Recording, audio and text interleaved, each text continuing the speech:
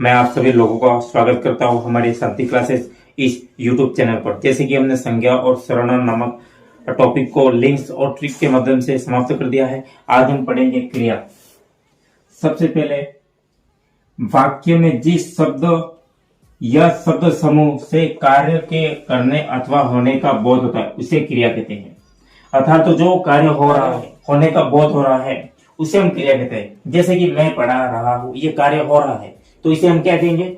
क्रिया कहेंगे। मैं कह रहा हूं पढ़ा रहा हूं और आप पढ़ रहे हो, तो आप पढ़ रहे हो तो पढ़ में ना प्रत्यय लगने से ये क्रिया बनती है। अर्थात तो एक ट्रिक है, जिस शब्द के पीछे ना लग जाए वह क्रिया होती है। क्या होती है? क्रिया होती है।